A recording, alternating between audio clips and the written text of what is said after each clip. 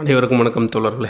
எல்லோரும் எப்படி இருக்கீங்க? ரொம்ப மகிழ்ச்சியாக இருப்பீங்க அப்படின்னு நினைக்கிறேன். இன்றைக்கி பார்த்திங்க அப்படின்னா இலக்கணத்தில் எத்தனை வகைகள் அப்படின்றத மொத்தமாக பார்க்கலாம். ஓகேங்களா? ஸோ இப்போ இலக்கணம் 5 வகைப்படும். ஸோ அந்த மாதிரி மொத்தமாக இருக்கும் இல்லைங்களா? தொகைநிலை தொடர், தொகாநிலை தொடர், எழுத்து. ஸோ அதை பற்றி ஃபுல்லாக நம்ம பார்க்கலாம்.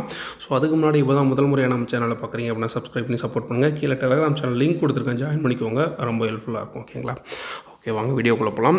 ஸோ இலக்கணம் எத்தனை வகைப்படும்? 5 வகைப்படும். ஓகேங்களா? இலக்கணம் 5 வகைப்படும். முதல் எழுத்து அப்படின்னா 30. சார்பெழுத்துக்கள் எத்தனை வகைப்படும்? 10 வகைப்படும். சுட்டெழுத்துக்கள் 3 வகைப்படும். இலக்கண வகை சொற்கள் எத்தனை வகைப்படும் அப்படின்னா 4 வகைப்படும்.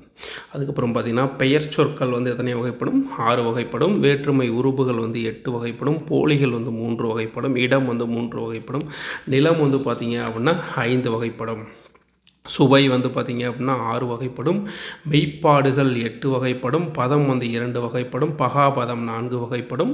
பகுபதம் பார்த்திங்க அப்படின்னா 6 வகைப்படும். உறுதி பொருட்கள் 4 வகைப்படும். தொகைநிலை தொடர்கள் 6 வகைப்படும். ஓகேங்களா?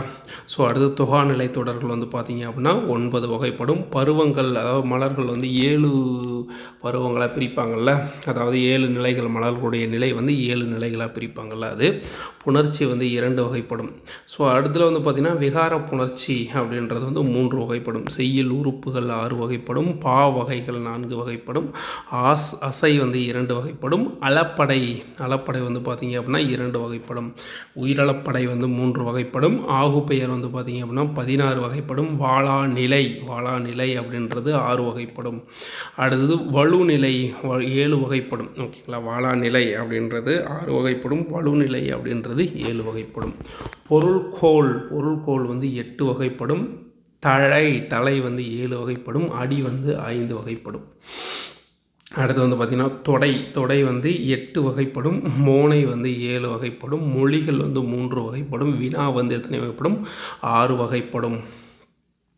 அடுத்து பார்த்தோம் அப்படின்னா விடை எத்தனை வகைப்படும்? 8 வகைப்படும். புறத்திணைகள் மொத்தம் எத்தனை இருக்குது? 12 திணைகள் இருக்குது. ஓகேங்களா? வெண்பா 6 வகைப்படும். ஆசிரியப்பா 4 வகைப்படும். தொழிற்பெயர் 2 வகைப்படும். ஓகேங்களா? ஸோ ஓகே, அவ்வளோதான் முடிஞ்சு. ஸோ இது ரொம்ப சின்ன யூனிட் தான். ஆனால் இதுலேருந்து பார்த்தீங்க அப்படின்னா மினிமம் நம்ம ஒரு கொஷினாச்சும் நம்ம எதிர்பார்க்கலாம். ஓகேங்களா? ஓகே நண்பர்களே, இந்த வீடியோ உங்களுக்கு பயனுள்ள வகையில் இருந்திருக்குன்னு நினைக்கிறேன். வீடியோ பிடிச்சதா லைக் போட்டு சேனலை சப்ஸ்கிரைப் பண்ணி சப்போர்ட் பண்ணுங்கள். நன்றி நண்பர்களே, பாய்.